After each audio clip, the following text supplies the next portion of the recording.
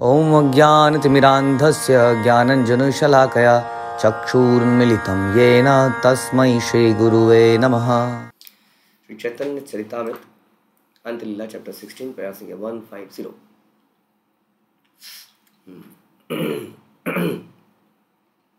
एतिक प्रलाप करी प्रेमावेश गौर हरि संगे लैया स्वरूप राम राय। कभु नाचे कभु गाए भावावेश मूर्छाए यही रूपे रात्रि दिन आए। इस प्रकार उन्मत्त पुरुष की तरह बातें करते हुए श्री चैतन्य महाप्रभु प्रेमाविष्ट हो गए। वे स्वरूप दामोदर तथा रामानंद राय इन अपने दो मित्रों के संग कभी नृत्य करते, कभी गाते, तो कभी प्रेमावेश में मूर्छित हो जाते। श्री चैतन्य महाप्रभु अपने दिन तथा अपनी रातें इसी प्रकार बिताते थे। जैसे आपने देखा होगा, कभी कोई व्यक्ति जब बहुत खुश होता है तो बिना म्यूजिक के ही नाचने लगता है। तो ऐसे ही कभी कभी ये साथ में तीनों भक्त नाचते थे, कभी गाते थे, और यही इनकी जीवनी हो गई थी। लेकिन ये हाईएस्ट प्रेम में ऐसा कर रहे थे, सांसारिक अचीवमेंट्स के लिए ऐसा नहीं कर रहे थे। क्योंकि सांसारिक अचीवमेंट्स हमें हमारे प्रेम में, अगर हमारे आनंद में अगर बढ़ोतरी होती है तो अगले ही पल या अगले ही कुछ समय बाद कोई ऐसा पेन आता है और फिर हम दुखी हो जाते हैं। लेकिन स्पिरिचुअल जगत में बताते हैं कि आनंद केवल बढ़ता चला जाता है, आनंद में केवल वृद्धि होती है। इसलिए ऐसी चीज़ों में फोकस करना, इन्वेस्टमेंट करना, time, energy, money is better. क्योंकि हमेशा यहाँ पे कभी भी आपको ह्रास नहीं होता है, डेप्रिसिएशन नहीं होता है, ऑलवेज एप्रिसिएशन। तो हमेशा आनंद में वृद्धि ही होती है। तो इस प्रकार इनका समय ऐसा हो गया, ये अंतिम समय, अंत लीला अंतिम समय। इससे पहले चैतन्य महाप्रभु लीला समाप्त करके संसार से जाएंगे तो टोटली इसी में एंग्रॉस हो गए थे। अब उनका जीवन का मुख्य उद्देश्य प्रदर्शित हो रहा था। इससे पहले मुख्य उद्देश्य नहीं हुआ, इससे पहले गौण जो तो सेकेंडरी उद्देश्य पर्पस था। और सेकेंडरी पर्पस क्या था? हरिनाम का प्रचार करना और दिखाना कि कैसे भक्ति की जा सकती है इत्यादि। लेकिन अब जो मुख्य पर्पस था वो क्या था? राधा रानी के प्रेम को समझना और उस प्रेम के अनुसार जीना, ये था। तो अब उसके लक्षण दिख रहे हैं। वो टोटली राधा रानी के भाव में एकदम से डूब गए और अनलिमिटेड प्रचार वो ऑलरेडी कर चुके हैं। उन्होंने अपने मुख्य सेनानी खड़े कर लिए हैं, षड गोस्वामी, और भी बहुत सारे जो हम आदि लीला में प्रारंभ में सुनते हैं। चैतन्य वृक्ष की शाखाएं, बहुत सारी शाखाएं आप देखते हैं, 80 शाखा, 81 शाखा, बहुत सारे मेजर लीडर उन्होंने बनाए जिन्होंने आगे खूब शाखाएं चलाई जो आज तक चल रही हैं। तो ये सब करने के बाद अब चैतन्य महाप्रभु अपने असली ओरिजिनल पर्पस, ओरिजिनल भाव में यहाँ पर आ गए, राधा रानी के भाव में। और उनका पूरे दिन की दिनचर्या यही है, केवल वो कभी कभी नाचते हैं, कभी गाते हैं, प्रेम से मूर्छित हो जाते हैं। स्वरूप रूप सनातन रघुनाथेर श्रीचरण, शिरे धरी करी याद आश। चैतन्य चरितामृत अमृत हईते परामृत, गाय दीन हीन कृष्णदास। स्वरूप रूप सनातन तथा रघुनाथ दास की कृपा की आशा करते हुए तथा उनके चरण कमलों को सर पर धारण करते हुए मैं अत्यंत पतित कृष्णदास श्री चैतन्य चरितामृत का महाकाव्य का गायन कर रहा हूँ, जो कि दिव्य आनंद रूपी अमृत से भी मधुर है। और इस प्रकार हमारा 16वां अध्याय भक्ति वेदांत तात्पर्य यहीं पूर्ण होते हैं। श्री प्रभुपाद की जय। चैप्टर 17 श्री चैतन्य महाप्रभु के शारीरिक विकार। तो जैसे हमने सुना किस प्रकार से महाप्रभु अब अंत लीला में केवल भाव प्रदर्शित कर रहे हैं, महाभाव प्रदर्शित कर रहे हैं। तो महाभाव प्रदर्शित करें तो इसी तरह की चीज़ें हम यहाँ पर अब देखेंगे होते हुए कि, और जनरली ये महाभाव हम पहले भी चर्चा कर चुके हैं। इसमें से कुछ महाभाव ऐसे हैं जो भक्त अपने ऊपर भी देख सकते हैं, किसी के ऊपर देख सकते हैं, लेकिन अधिकतर महाभाव ऐसे हैं जो कि केवल भगवान ही दिखा सकते हैं। तो इस तरह के महाभाव हम देखने को मिल रहे हैं। लेकिन हाँ, आनंद, सुप्रीम आनंद यही है। इतने विकार पैदा नहीं भी हो पाएंगे तो भी इसका स्वाद हम ले सकते हैं, इस लेवल पे नहीं तो जितना भी हमारी कैपेसिटी है उस लेवल पर। तो इस अंत लीला में लगभग टोटल 20 चैप्टर हैं और अब हम 17th चैप्टर पे आए। लिखे थे श्रील गौरन गौरिंदो अति अद्भुतम अलौकिकम ये दृष्टम तत्मुखात श्रुत्वा दिव्य उन्माद विचेष्टितम। मैं भगवान गौरचंद्र की दिव्य लीलाओं तथा आध्यात्मिक उन्माद के विषय में लिखने का प्रयास कर रहा हूँ, जो कि अत्यंत अद्भुत तथा असामान्य है। मैं उनके विषय में लिखने का साहस इसलिए कर रहा हूँ क्योंकि मैंने उनके मुखों से सुना है जिन्होंने महाप्रभु के कार्यों को स्वयं देखा है। ये लोग कौन है? ये है स्वरूप दामोदर, ये मेनली स्वरूप दामोदर रघुनाथ दास गोस्वामी से टच में थे कृष्णदास कविराज। उन स्वरूप दामोदर की डायरीज एंड रघुनाथ दास के साथ इनका पर्सनल एसोसिएशन, उसके द्वारा इन्होंने ये सारा ज्ञान एकत्रित किया और हमारे सामने प्रस्तुत किया। तो कह रहे हैं कि इस वजह से मैं ये लिख पा रहा हूँ क्योंकि मुझे इनकी कृपा मिली है। ज्ञान हमेशा परंपरा से आता है। कोई व्यक्ति ज्ञान को जनरेट नहीं करता। कोई व्यक्ति अगर बोले मैं बहुत ज्ञानी हूँ, उसको अहंकार हो जाए तो कोई वो मूर्ख व्यक्ति है, क्योंकि उसको ज्ञान भी कहीं से मिला है। ज्ञान क्रिएट नहीं होता है, ज्ञान तो ऑलरेडी है, दे रखा है शास्त्रों में, गुरु परंपरा में। हम उसको अर्जित करते हैं। इसलिए अर्जित करने के बाद कैसा घमंड, क्योंकि ये ज्ञान तो हमें परंपरा से मिला है, गुरु से मिला है, गुरु को गुरु से मिला है। इस प्रकार से उन्हीं की कृपा से हम कुछ कर पाते हैं। तो ऐसा कृष्णदास कविराज कह रहे हैं। जय जय श्री चैतन्य जय नित्यानंद, जय अद्वैत चंद्र जय गौर भक्तवृंद। चैतन्य महाप्रभु की जय हो, नित्यानंद प्रभु की जय हो, श्री अद्वैत चंद्र की जय हो, महाप्रभु के सारे भक्तों की जय हो। एई मत महाप्रभु रात्रि दिवसे उन्मादेरा चेष्टा पर लाभ करे प्रेमावेशे। भाव मग्न श्री चैतन्य महाप्रभु दिन रात उन्मत्त की तरह कार्य करते और बोलते रहते। उन्मत्त की तरह, एक पागल व्यक्ति की तरह, बहुत ज़्यादा इमोशनल, इमोशन अलग अलग तरह के हमने सुना, विकार हमने सुना पहले, बहुत ज़्यादा हंस देना या बहुत ज़्यादा रोना, मूर्छित हो जाना, बहुत तरह ऐसे इस तरह के लिए कुछ ना कुछ करते रहते थे। एक दिन प्रभु स्वरूप रामानंद संगे अर्धरात्रि गौड़ा इला कृष्ण कथा रंगे। एक बार स्वरूप दामोदर गोस्वामी तथा रामानंद राय के संग में श्री चैतन्य महाप्रभु ने कृष्ण लीलाओं के विषय में चर्चा करते करते आधी रात बिता दी। यबे यही भाव प्रभु करे उदय, भावानुरूप गीत गाए स्वरूप महाशय। जब वे कृष्ण के विषय में बात करते तो स्वरूप दामोदर गोस्वामी श्री चैतन्य महाप्रभु के दिव्य भावों के अनुरूप गीत गाया करते थे। जैसा उनका इस वक्त भाव चल रहा है वैसा ही शास्त्रों में से निकाल के, भागवत में से इत्यादि से, वहाँ से ये वैसा ही श्लोक सुना देते थे, गीत गा देते थे। विद्यापति चंडीदास श्री गीत गोविंद भावानुरूप श्लोक पढ़िन रामानंद राय विद्यापति चंडीदास पुस्तकों से, विशेष रूप से जयदेव गोस्वामी द्वारा लिखा गीत गोविंद, इन सब से श्लोक बोलते थे, तो चैतन्य महाप्रभु के भावों को और बढ़ा देते थे। मध्य मध्य आपने प्रभु श्लोक पढ़िया, श्लोकेरा अर्थ करे न प्रभु विलाप करिया। बीच बीच में चैतन्य महाप्रभु भी कोई श्लोक पढ़ देते, तब वे शोक करते हुए इसकी व्याख्या करते, जैसा कि अभी हमने वंशी वाले एग्जाम्पल में देखा था। एई मते नाना भावे अर्धरात्रि हईले, गोसाई शयन कराई दुई घर गेले। इस प्रकार चैतन्य महाप्रभु ने नाना प्रकार के भावों का अनुभव करते करते आधी रात बिता दी और अंत में महाप्रभु को उनके बिस्तर पर लिटाकर स्वरूप दामोदर और रामानंद राय अपने घर चले गए कि अब तो थक गए, अब तो सो गए होंगे, सो जाएंगे। गंभीरार द्वारे गोविंद करिला शयन, सब रात्रि प्रभु करे न उच्च संकीर्तन। और चैतन्य महाप्रभु का निजी सेवक गोविंद उनके कमरे के बाहर लेट गया, जिनका कमरे का नाम है गंभीरा। तो उस कमरे के बाहर गोविंद लेट गए और महाप्रभु रात भर उच्च स्वर से हरे कृष्ण महामंत्र का कीर्तन करते रहे, सोए नहीं। आचंबिते सुनेन प्रभु कृष्ण वेणुगान, भावावेश प्रभु तहाँ करिला प्रयाण। और तभी क्या हुआ, अचानक से चैतन्य महाप्रभु ने कृष्ण की वंशी का ध्वनि सुनी। जैसे अर्धरात्रि में गोपियां कृष्ण की वंशी का ध्वनि सुनती थी और निकल पड़ती थी, तो महाप्रभु ने इस प्रकार से कृष्ण की वंशी की ध्वनि सुनी और भावावेश में कृष्ण के दर्शन के लिए चल पड़े। रात को 3 द्वार का पाठ आछे थे ता लगिया, भावावेश प्रभु गेला बाहिर रहिया। तीनों दरवाजे हमेशा की तरह बंद कर दिए गए थे। सब लोगों को टेंशन तो होती थी महाप्रभु कहीं निकल ना जाए, कहीं भी चले जाते थे वो। गोविंद बाहर लेटे हुए, किंतु फिर भी अति भावावेश में चैतन्य महाप्रभु कमरे से बाहर निकल आए और घर को छोड़ दिया।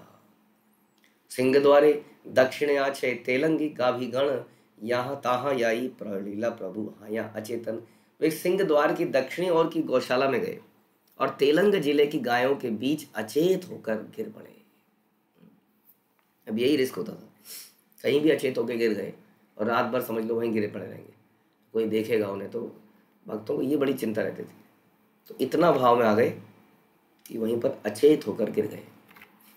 तथा एथा गोविंद महाप्रभु शब्द न पाइया स्वरूप पेरा बोला इलक कपाट खुलिया। और इस बीच चैतन्य महाप्रभु को कोई आवाज़ नहीं आ रही, अभी तो जोर जोर से हरे कृष्णा बोल रहे थे। थोड़ी देर बाद देखा, गोविंद ने रियलाइज़ किया कि आवाज़ नहीं आ रही है, कोई गड़बड़ तो नहीं है, सो गए हैं या क्या है। तो जब देखा तो कोई है ही नहीं अंदर। स्वरूप दामोदर को बुलाया और दरवाजे खोले गए। तबे स्वरूप गोसाई संगे लैया भक्तगण देवटी ज्वालिया करेन प्रभु अन्वेषण। तब स्वरूप दामोदर गोस्वामी ने दीपक जलाया और चैतन्य महाप्रभु को खोजने के लिए सारे भक्त सब बाहर चले गए, इधर उधर सब लोग ढूंढ रहे हैं कि महाप्रभु कहाँ पर है। इति उति अन्वेषी या सिंह द्वारे गैला गाभी गण मध्य आई प्रभु पाइला। इधर उधर ढूंढने के बाद वो सिंह द्वार के पास में जब गए, वहाँ की गौशाला में जब गए, तो उन्होंने देखा चैतन्य महाप्रभु गायों के बीच में अचेत लेटे हुए हैं। गायों के बीच में लेटना थोड़ा सा रिस्की भी है, क्योंकि उनके पैर कभी भी आपके ऊपर पड़ सकते हैं। उसके बीच में वो अचेत पड़े हुए हैं वहीं पर। पेटेरा भीतर हस्त पद कुरमेरा आकार मुखे फेन पुलंग अंग नेत्रे अश्रुधार। उनके हाथ तथा पांव उनके पेट के भीतर प्रवेश कर गए। कैसे? जैसे जगन्नाथ जी को हम देखते हैं, है ना, जगन्नाथ जी के पैर कहाँ हैं? पेट के अंदर चले गए, समझ लीजिए। हाथ भी चले गए, थोड़े से हाथ बचे हैं। तो उनके हाथ पैर पेट के भीतर प्रवेश कर गए, मानो कछुए के अंग हो। उनके मुख से झाग निकल रहा था, उनके शरीर भर में फुंसियाँ निकल आई थी, रोमांच में जैसे होती है तो उनके फुंसियाँ निकल आई, और उनकी आंखों से आंसू बह रहे थे। ये कह रहा था मैं कि ये चीज़ें हमारे द्वारा प्रकट करना इम्पॉसिबल है, लेकिन इससे हम ये समझ सकते हैं कि इसकी हाइट कितनी है, इस प्रेम की, इस आनंद की। इसका थोड़ा सा भाग तो जीवात्मा को मिलता ही है। जो जीवात्मा भगवान के धाम में जाती हैं फिर कभी वापस नहीं आती हैं, क्योंकि वो ये आनंद की प्राप्ति करती हैं, इसे कभी वापस नहीं आती। संसार का आनंद फीका लगने लगता है, जैसे कि कोई बहुत मिठाई, जलेबी खाने के बाद आपको बर्फ़ी भी मीठी फीकी लगती है। तो उसी तरह से जब व्यक्ति को ये इस प्रेम का आनंद सुनता है और फिर धीरे धीरे हल्का सा भी मिलता है, तो उसको संसारिक आनंद नीरस लगने लगता है। फिर अल्टीमेटली वो उसी धाम में चला जाता है जहाँ पर ऐसा प्रकट रूप में होता है, और फिर वहाँ से कभी वापस नहीं आता। यही हमारे जीवन का उद्देश्य होना चाहिए। अचेतन पड़िया छेन ये न कुष्मांड फल बाहिरे जड़ीमा अंतरे आनंद विवल। जब महाप्रभु वहाँ अचेत पड़े थे तो उनका शरीर एक बड़े कुम्हड़े जैसा लग रहा था। बाहर से पूर्णतया जड़ थे, किंतु भीतर ही भीतर वे अपार दिव्य आनंद का अनुभव कर रहे थे। बाहर से लग रहा था कि पता नहीं क्या चीज़ है, अजीब सा। आप सोचिए कि कैसे हाथ पैर अंदर चले गए। और गाभी सब चौदी के शुंग के प्रभुर श्री अंग दूर कैले नाही छाड़े प्रभुर श्री अंग संग। महाप्रभु के चारों ओर सारी गौएं उनके शरीर को सूंघ रही थी, और जब भक्तों ने उन्हें रोकना चाहा तो चैतन्य महाप्रभु के दिव्य शरीर का संग त्याग करना नहीं चाहा। यानी कि गायें को हटाने की कोशिश कर रहे थे वहां से, लेकिन गायें हटने को तैयार नहीं थी, और सारी गायें उनको सूंघ रही थी, या समझ लीजिए चाट रही थी। गायों का भगवान से विशेष लगाव है। हम देखते हैं कृष्ण लीला के अंदर कैसे गायें जो हैं भगवान की एक आवाज़ सुन के उनके पीछे चल पड़ती थी, और बड़ा विशेष प्रेम था। इतनी 9 लाख गायें हम सुनते हैं नंद बाबा की थी, और फिर बाकी ग्वालों की गायें और ऐड कर लीजिए। जनरली हमने गाय भैंसों को चराते हुए देखा है, भेड़ों को चराते हुए देखा है, तो मे बी 50, 100, 150, 9 लाख प्लस बाकियों की भी अगर आप 4-5 लाख भी जोड़ लें सबकी, तो फिर 15 लाख 20 लाख डोंट नो कितने, पर इतनी गायों को चराना इम्पॉसिबल है। कितने लोगों की जरूरत होगी, लेकिन वो बस भगवान बंसरी बजाते थे, आवाज़ मारते थे, सब आते थे। तो गायों का विशेष प्रेम रहा है भगवान के साथ। ये जानवर जो है जानवर नहीं है, बल्कि इसका विशेष आप देखेंगे कि गाय को अगर आप उसका चेहरा भी देखेंगे तो उसके चेहरे में एक अलग सरलता और प्रेम है, जो कि बाकी जानवरों में मिलता नहीं है। भगवान को विशेष लगाव है गाय से। तो वो गायें भी अब भगवान के साथ प्रेम का आदान प्रदान कर रही हैं और भगवान को सूंघ रही हैं, और पीछे हटा रहे हैं तो हटने को तैयार नहीं है। अनेक करीला यत्न नाहय चेतन, प्रभु रे उठाया घरे अनिला भक्तगण। भक्तों ने नाना प्रकार से महाप्रभु को उठाना चाहा, किंतु उनकी चेतना लौट नहीं आई, इसलिए उन सबों ने उन्हें उठा लिया और घर लौट के ले आए, यानी कि बाहरी चेतना में नहीं आए, उसी हालत में उन्हें घर उठा के ले आए। उच्च करी श्रवण करे नाम संकीर्तन, अनेक क्षण प्रभु महाप्रभु पाइला चेतन। और जब महाप्रभु के कान में बड़े जोरदार तरीके से उन्होंने कीर्तन शुरू कर दिया ताकि महाप्रभु बाहरी चेतना में आए, तो फिर काफी देर के बाद महाप्रभु चेतना में आए। चेतन हईला हस्त पाद बाहिर आइला, पूर्ववत यथा योग्य शरीर हईला। और जब उन्हें चेतना आई तो उनके हाथ पांव उनके शरीर से बाहर निकल आए और उनका सारा शरीर पूर्ववत हो गया। उठिया वसीले न प्रभु चाहे न इत्युति, स्वरूप कहे न तुम्ही आमा आनिला कति। तब श्री चैतन्य महाप्रभु उठ के खड़े और बाहर फिर से बैठ गए और इधर उधर देख कर सऊदानंद से पूछा, मुझे कहाँ पे ले आए हो? हाँ, क्या हो गया? मैं तो कहीं चला गया था। कहाँ चले गए थे? वेणु शब्द सुनी आमी गौलांग वृंदावन, गेलांग वृंदावन, देखी गोष्ठे वेणु बजाए ब्रजेंद्र नंदन। मैं तो वंशी की ध्वनि सुनकर वृंदावन चला गया था और वहां मैंने देखा कि नंद महाराज के पुत्र श्री कृष्ण गौचारण भूमि में अपनी वंशी बजा रहे हैं। तो बिल्कुल गोपियों का भाव ऐसा ही था, वो ऐसी ही रात को निकल पड़ती थी भगवान से मिलने के लिए। ऐसा हम श्रीमद् भागवतम में पढ़ सकते हैं, सुन सकते हैं। तो इन्होंने क्या देखा? साक्षात ब्रजेंद्र नंदन जो है गायों के बीच में बांसुरी बजा रहे हैं। संकेत वेणु ना दे राधा आनी कुंज कुंज घरे, कुंजे रचा लीला कृष्ण क्रीड़ा करी बारे।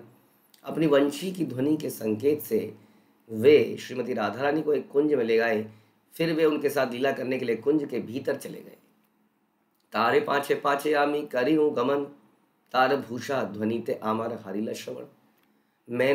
मेरे कान उनके आभूषणों की ध्वनि से मुग्ध हो गए और मैंने कृष्ण के पीछे पीछे कुंज में प्रवेश किया।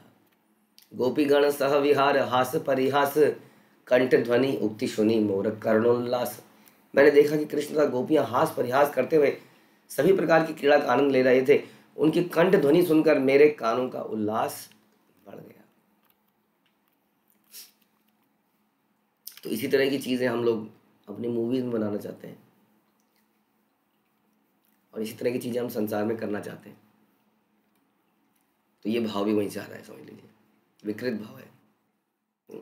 जैसे कि हम सारे एक्शन मूवीज देखते हैं, कई बार बड़े अजीब अजीब से राक्षस देखते हैं, वो सारे भी कहाँ से आने? इन्हीं कथाओं से आने। लेकिन वो विकृत है, ये भगवान के दिव्य धाम में है या ये भगवान के दिव्य चेतना में है। हमारा क्या होता है? हमारा उसमें हम खुद से वो सब करना चाहते हैं, तो हम पाप को प्राप्त करते हैं, नरक को प्राप्त करते हैं। तो इस प्रकार की जो लीलाएं हैं, हम पहले भी चर्चा कर चुके हैं, ये कृष्ण इज भोक्ता और हम उनके भोगने में उनके सहायक बनते हैं ताकि वो भोग पाए, और उसी में जीवात्मा को परम आनंद मिलता है, जैसे इन सखियों को राधा रानी को परम आनंद मिलता है। और इसी बात से भगवान परेशान है, हैरान है कि भोग तो मैं रहा हूँ लेकिन आनंद तुम्हें क्यों आ रहा है? आनंद तुमको ज़्यादा क्यों आ रहा है? और इसी को देखने और महसूस करने के लिए गौरांग महाप्रभु आए। इसका मतलब सर्व करने में ज़्यादा आनंद है, भोगने में कम आनंद है। धीरे धीरे जब हम प्यूरिफाई होते हैं ना, तब हमें रियलाइज होता है। इस संसार में भी मटेरियल एग्जाम्पल में भी देखते हैं, आदमी पैसा कमाता है, आगे बढ़ता बढ़ता बढ़ता और अल्टीमेटली थक के दुनिया को सर्व करना चाहता है, किसी अनाथालय में, वृद्धालय में या कहीं भी, कोरोना वगैरह वगैरह। तो ये एक स्टेज के बाद आदमी को रियलाइज होता है कि सर्व करने में जो आनंद है वो किसी चीज़ में नहीं है। तो गोपियों को जो सर्व करने में आनंद है कृष्ण को, तो उसको देखकर कृष्ण भी हैरान है। और कृष्ण बोलते हैं कि इस प्रकार से हास परिहास चल रहा था कुंज में, भगवान गोपियों के साथ लीला कर रहे थे, राधा रानी के साथ हास परिहास लीला कर रहे थे, और मैं वो सुन रहा था। उसकी आवाज़ सुन के, उनके जेवरों की खन खन सुन के ये मदमत्त हो गए थे। ये सब मैं सुन रहा था, मेरा उल्लास बढ़ गया था, मैं वहाँ पर था, मैं उस आनंद को ले रहा था। लेकिन तभी हेन काले तुम्ही सब कोलाहल करी, आमा यहाँ लैया अला बलात्कार करी। मुझे बलपूर्वक तुम यहाँ ले आए, सभी कोलाहल करके मुझे वहाँ से तुमने निकाल दिया।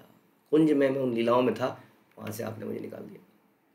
सुनी तेना पाइनो से ही अमृत समवाणी, सुनी तेना पाइनो भूषण मुरलीधर ध्वनि, मुरलीधर ध्वनि। क्योंकि तुम लोग मुझे यहाँ लौटा ले आए, इसलिए मैं ना तो कृष्ण एवं गोपियों की अमृतमय वाणी सुन पाया, ना ही उनके आभूषणों और मुरली की ध्वनि को सुन पाया। अब वो ध्वनि बस, हाँ, आई एम रिमेम्बरिंग, वो मैं उन पलों को याद कर रहा हूँ। लेकिन तुम लोग मुझे यहाँ पर जबरदस्ती ले आए। भावावेश स्वरूप कहे न गद गद वाणी, कर्ण तृष्णाएक मरे पण रसायन सुने। चैतन्य महाप्रभु ने अत्यंत भावावेश में स्वरूप दामोदर से अवरुद्ध वाणी में कहा, मेरे कान तृष्णा के कारण मर रहे हैं, कृपया करके इस तृष्णा को बुझाने के लिए कुछ सुनाओ और मुझे सुनने दो। तो यही एकमात्र हमारा सार है कि कृष्ण से विरह को दूर करने के लिए हमें कृष्ण का श्रवण करना चाहिए। कृष्ण से विरह पैदा करने के लिए भी हमें कृष्ण के विषय में श्रवण करना चाहिए। गोपियाँ कृष्ण के विरह को कम करने के लिए कृष्ण के बारे में सुनती थी, और हम लोग उसको पैदा करने के लिए उसके बारे में सुने। तो महाप्रभु कहते हैं कुछ सुनाइए। अब मैं रह नहीं सकता, मैं अभी तो ऐसी दिव्य जगह से आ रहा था, अब कुछ सुनाओ। स्वरूप गोसाई प्रभुर भाव जानिया, भागवत 13 श्लोक पढ़े मधुर करिया। श्री चैतन्य महाप्रभु के उर्मी पूर्ण भाव को जानकर स्वरूप दामोदर ने मधुर स्वर में श्रीमद् भागवतम के निम्नलिखित श्लोक सुनाया। का स्त्रियंगते कल पदामृत वेणु गीत सम्मोहितार्य, चरितान चलेत्र गोलोक्याम, त्रिलोक्य सौभागमिदं च निरीक्ष रूपम, यद गो द्विज द्रुम मिगा पुलकान्य भ्रमन। गोपियों ने कहा, हे कृष्ण, तीनों लोकों में ऐसी कौन सी स्त्री है जो आपकी अद्भुत वंशी से निकले मधुर गीतों की लय से मोहित ना हो? इस तरह ऐसी कौन होगी जो सतीत्व के मार्ग से च्युत नहीं हो जाएगी? तो यदि स्त्री कृष्ण के लिए अपना सतीत्व छोड़ती है तो वास्तव में वो सती बनती है। ऐसा प्रसंग हम चैतन्य चरितामृत में भी सुनते हैं, छोटा सा लेकिन रिलेटेड है, कि किस प्रकार से वेंकट भट्ट और भगवान चैतन्य महाप्रभु का आपस में चर्चा होती है। और वेंकट भट्ट लक्ष्मी के पुजारी थे, लक्ष्मी नारायण के। तो भगवान उसको बोलते हैं, तुम्हारी लक्ष्मी जो है अपने पति नारायण से खुश क्यों नहीं रहती है, कृष्ण के साथ लीला करने क्यों जाना चाहती है अपने पति को छोड़कर, क्या ये उचित है? हालांकि विष्णु नारायण और कृष्ण एक ही हैं, ये वहाँ पर चर्चा होती है। लेकिन स्त्रियों का अपने भगवान से लगाव जो है वो सतीत्व को भंग करने, वो वही वास्तविक सत्य है, क्योंकि हम सब लोग भगवान के द्वारा भोग्य वस्तु हैं। कई लोग कहते हैं कि कृष्ण कैसे दूसरों की पत्नियों के साथ घूमते थे, तो हमारे आचार्य कहते हैं कि हम कृष्ण की पत्नियों के साथ घूमते हैं, हम कृष्ण की प्रकृति के साथ खेलते हैं। वास्तव में सारी प्रकृति कृष्ण की है, तो चोर हम हैं। हमने चोर करके किसी को अपना पत्नी बना लिया, किसी को अपना पति बना लिया, किसी को अपना पुत्र बना लिया, किसी को अपना घर बना लिया, अपने धन को अपना समझ लिया है। ये सब कुछ कृष्ण का है। तो चोरी करके हमने अपने नाम कर लिया है। किसी की प्रॉपर्टी, किसी की ज़मीन कई बार कुछ लोग धोखे से अपने नाम पे कर लेते हैं और फिर सोचते हैं हम यहाँ के मालिक हैं, वहाँ घर बना लेते हैं, तो हम क्या मालिक बन जाएंगे? तो उसी तरह से वास्तव में हमने सब कुछ भगवान से चुराया और हम उसका अधिकारी मानते हैं। फिर कहते हैं कृष्ण दूसरों की संपत्ति या दूसरों की पत्नियों के साथ घूमते हैं। तो वास्तव में चोर कौन है? हम हैं। हम भोक्ता बनने का प्रयास करते हैं। वेयर हम तो केयर टेकर थे, सेवक थे। सेवक जो है, सेवक जो है मालिक बनने चला है। क्या कहते हैं उसको? कौवा चला हंस की चाल और अपनी चाल भी भूल गया। तो कौवे की तरह हम यहाँ पर पड़े हुए हैं इस कूड़े के तीर्थ में, उसके ऊपर मंडरा रहे हैं। कुछ मांस का टुकड़ा कहीं मिलेगा, कुछ भोगने को कुछ मिलेगा। गोपियों ने कहा कि कौन ऐसी स्त्री है जो इनके अद्भुत वंशी से निकले मधुर लय से मोहित न हो जाए और सत्युत मार्ग से च्युत न हो जाए।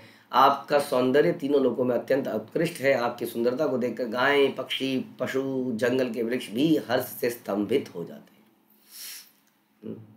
तो this attraction is a legalised valid attraction for Krishna. इससे कोई धर्म का समाप्ति नहीं होती है, बाकी धर्म की स्थापना इसी अट्रैक्शन से होती है। सुनी प्रभु गोपी भावे आविष्ट हईला, भागवत 13 श्लोकेरा अर्थ करीते लागिला। यह श्लोक सुनकर चैतन्य महाप्रभु गोपी भाव से अभिभूत हो गए और उसकी व्याख्या करने लगे। अब महाप्रभु स्वयं व्याख्या कर रहे हैं। हेला गोपी भावावेश कैले रासे परवेश, कृष्णेर सुनी उपेक्षा वचन, कृष्णेर मुख हास्यवाणी, त्यागे ताहा सत्यमानी, रोषे कृष्ण देन आलोहन ओलाहन। चैतन्य महाप्रभु ने कहा कि गोपियां भावावेश में रास नृत्य की स्थली में प्रविष्ट हुई, किंतु कृष्ण से उपेक्षा तथा उदासीनता के शब्द सुनकर वे समझ गई कि कृष्ण उनको परित्याग करने वाले हैं, इसलिए उन्हें क्रोध में उलाहना देने लगी। तो रास नृत्य में आई रात को पूरा रिस्क लेके अपने घर वालों को छोड़ के, लड़ झड़ के, पता नहीं उन्हें दोबारा एक्सेप्ट किया जाएगा कि नहीं, क्योंकि वो घर छोड़ के आ गई है।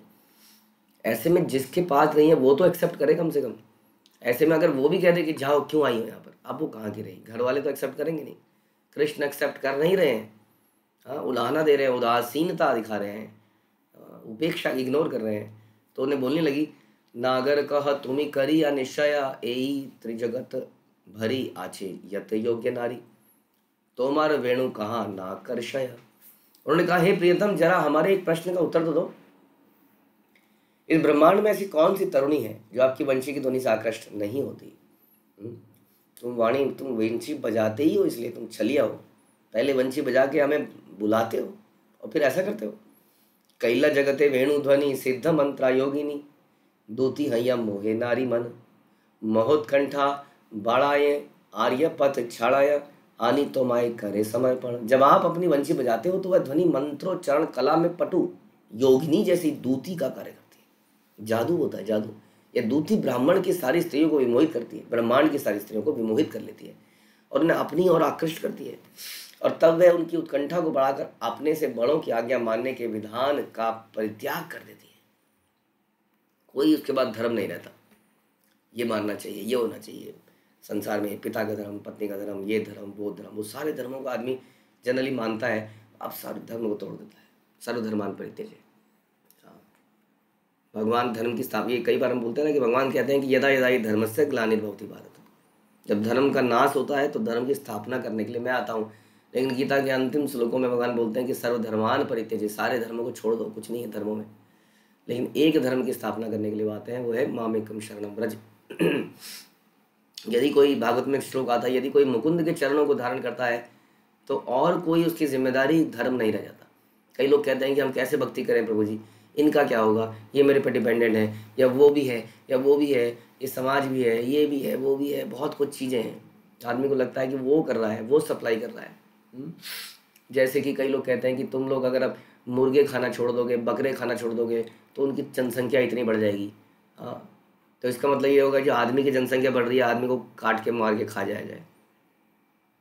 या are we supplying the food to all this, जितने भी संसार में मुर्गे, बकरियां या इत्यादि लोग हैं, बड़े मड़े, मतलब कभी हमने किसी के लिए चिंता करी है अपने घर के अलावा खाना प्रोवाइड करने की? हम केवल अपने घर के मेंबर्स को ही खाना प्रोवाइड करने के लिए फोकस करते हैं, बस, जैसे जानवर करता है। तो बाकी वास्तव में संसार में कौन दे रहा है? तो इसका मतलब संसार में कृष्ण ही पालक हैं, वही करने वाले हैं। तो इसलिए यदि हम कृष्ण के प्रति आकर्षण पैदा करते हैं, कृष्ण के सरेंडर करते हैं, तो सारे बाकी जो हमारे दायित्व हैं वो समाप्त हो जाते हैं।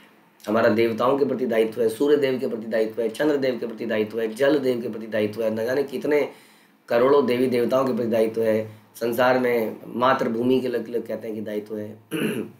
मातृभूमि में भी अलग अलग चीज़ें हैं। कोई कहता है मेरा स्टेट मेरा मातृभूमि है, कोई कहता है भारत मेरा मातृभूमि है, कोई कहता है दक्षिण एशिया में मेरा मातृभूमि है। तो किसको तो मातृभूमि बोला जाए, यही कन्फ्यूज़न है। या मेरा गाँव मेरी मातृभूमि है। हाँ, जो भी है, बहुत सारे नियम कानून दायित्व होते हैं, लेकिन जब हम मुकुंद के चरणों में जाते हैं तो सारे दायित्व समाप्त हो जाते हैं। हाँ, वही एकमात्र दायित्व रहता है, ऐसा शास्त्र बताता है। तो ऐसे बता रहे हैं कि बड़ों की आज्ञा ना मानने के विधान का परित्याग कर दी। इतनी उत्कंठा पैदा हुई, अब किसी की आवाज़, लोक लज्जा, रीति रिवाज अब कुछ नहीं सुनाई दे रहा है। लोग मना कर रहे हैं, घर में बूढ़े मना, कहाँ जा रही हो तुम रात को 12 बजे, कहाँ जाना है तुम्हें? कुछ नहीं, अब किसी की बात माननी नहीं है, ऐसा हो जाता है। अंत में वह उसे बलपूर्वक आपके पास माधुर्य प्रेम के में आत्मसमर्पण कराने लाती है। ये वंशी की ध्वनि खींच के ले आती है और आपके प्रति आत्मसमर्पण कराती है माधुर्य प्रेम में। धर्म छड़ाए वेणु द्वारे हाने कटाक्ष काम शरे लज्जा भय सकल छड़ाए एबे आमाय करी रोष कही परि कही पति त्यागे दोष धार्मिक हयश धर्म सिखाया। आपकी वंशी की ध्वनि हमें काम के बाणों से बलात् भेदने वाली आपकी चितवन के साथ मिलकर हमें धार्मिक जीवन के विधि विधानों की उपेक्षा करने के लिए प्रेरित करती है। भगवान के जो भक्त होते हैं वो सांसारिक धार्मिक नियमों को मानते नहीं है, क्योंकि उससे बड़ा नियम हो जाता है। Always remember Krishna, never forget Krishna, this is golden rule. ऐसा बोलते जाते हैं कि ये रूल, बाकी सारे रूल इसके किंकर हैं। एते योरेव किंकरा स्मर्तव्यो सततत विष्णु, स्मर्तव्यो सततत विष्णु, यानी कि कृष्ण को हमेशा ध्यान में कीजिए, कभी उनको भूलियो, विस्मृत्यो न जाकुचित, कभी उन्हें भूलो मत। ये जो नियम है, ये सारे वैदिक नियमों के ऊपर का नियम है। यानी कि कोई नियम अगर ऐसा आ रहा है, कोई लोग कहते हैं कि प्रभु जी ऐसी स्थिति में माला करें कि ना करें, हम ऐसे कंटामिनेटेड हैं, हमारे घर में कोई मृत्यु हुई, हमारे घर में कोई जन्म हुआ है, हम माला करें या ना करें। Always remember Krishna, never forget Krishna, this is the top most rule. इसके आगे कई लोग कहते हैं क्या कर रहे हो तुम लोग, ऐसे में क्या कोई माला करता है, मूर्ख कहीं के। तो सामाजिक रीति रिवाजों को मानते नहीं है, क्योंकि एक ही रूल जानते हैं, always remember Krishna, never forget Krishna. इसलिए कोई ऐसा नहीं है कि स्त्रियाँ कंटामिनेट हो जाती हैं तो माला नहीं कर सकती हैं, भगवान का कीर्तन नहीं कर सकती हैं, स्मरण नहीं कर सकती हैं। ये सब नियम संसारी लोगों के लिए, जो भक्त अपने आप को भगवान के प्रति शरणागत करते हैं, उनके लिए ये संसारिक नियम नहीं चलते हैं। ये वाला व्रत रखना है, वो वाला, ये बच्चों का व्रत है, ये पति का व्रत है, ये माँ का व्रत है, ये इसका व्रत है, उसका व्रत है, ये नियम भी नहीं लागू होते हैं। ये बता रहे हैं कि धार्मिक जीवन के विधि विधानों की उपेक्षा करने के लिए ये प्रेरित करती है, ये भगवान के प्रति आसक्ति और भगवान की ध्वनि, वंशी की ध्वनि। इस तरह हम कामेच्छाओं से उत्तेजित होकर, ये कामेच्छाएं भौतिक कामेच्छा नहीं है, भौतिक काम नहीं है, दिव्य काम उत्तेजना है, सारी लज्जा तथा भय त्याग कर आपके पास में आती है। किंतु अब आप हमसे रूठे हैं, अब बताइए, आप हमारे द्वारा धार्मिक सिद्धांतों का उल्लंघन किए जाने से तथा अपने अपने घरों तथा पतियों को छोड़ने पर हमें दोष निकाल रहे हो। जब आप हमें धार्मिक सिद्धांतों का उपदेश देते हो तो हम निरुपाय हो जाती है, कुछ समझ नहीं आता क्या बोल रहे हो आप।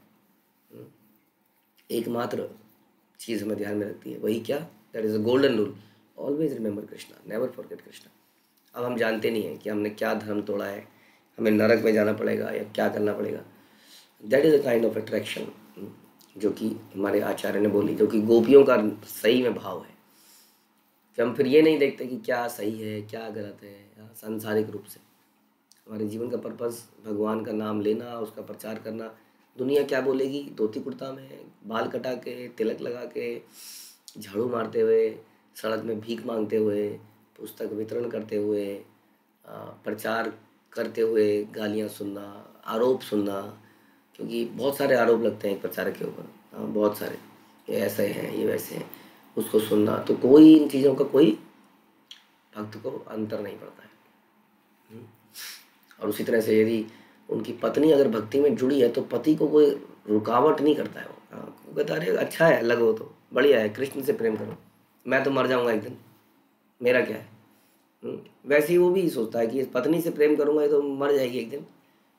केयर करना इज़ अ डिफरेंट थिंग, लेकिन आसक्त हो जाना इज़ अ प्रॉब्लम।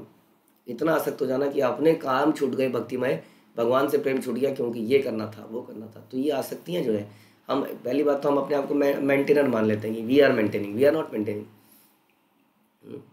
फिर हम उसको जस्टिफाई करते हैं, यदि ये नहीं करोगे तो क्या फ़ायदा, तुम्हारा समाज पे दूसरों पे डिपेंडेंट रहोगे। अरे हम सब लोग कृष्ण पे डिपेंडेंट हैं, तो हम तो डायरेक्टली कृष्ण पे डिपेंडेंट हो रहे हैं, तो क्या इशू है उसमें। तो इस प्रकार से गोपियों का भाव था कि वो भगवान को कहती हैं कि पहले तुम हमें आसक्त करते हो, अब आपसे रूठ कर हमें नैतिक शिक्षा देते हो। भगवान कई बार ऐसा करते हैं भक्त का टेस्ट लेने के लिए, कई नैतिकताएं उसके सामने डाल देते हैं, ये नैतिक नहीं है, यह अनैतिक है। जैसे हम अक्सर चर्चा करते हैं, कृष्ण के हायर रूल के लिए लोअर रूल को कई बार आपको तोड़ना पड़ता है। जैसे हमने बताया था, एक ब्राह्मण के सामने से गाय जा रही थी और कसाई पीछे से भाग रहा था, तो उसने झूठ बोला, गाय इधर नहीं है इधर गई है माना। तो क्या है, धर्म का झूठ बोलना पाप है, घड़े के नीचे सांप है। तो झूठ बोलना चाहिए कि नहीं बोलना चाहिए ऐसे में। What is higher principal, higher principal के लिए जो व्यक्ति लोअर प्रिंसिपल को नहीं छोड़ता है वो लकीर का फकीर है, वो दकियानुसी है। तो प्रिंसिपल, नैतिकता केवल कृष्ण को जो प्रसन्न करे वो नैतिक है, और बाकी सब दुनिया में अनैतिक है, क्योंकि सब कुछ उन्हीं का है, राइट। तो इस भाव से गोपियाँ यहाँ भगवान से थोड़ा सा लड़ाई कर रही हैं, पहले आपने हमें अट्रैक्ट करके बुलाया और अब कहते हो कि क्यों आए हो। तो इस भाव को चैतन्य महाप्रभु सुनकर भाव विभोर हो गए हैं। आगे क्या क्या होता है इस भाव में हम अगले प्रवचन में सुनेंगे। हरे कृष्णा। श्रील प्रभुपाद की जय, श्री चैतन्य चरितामृत की जय, श्री कृष्णदास कविराज की जय।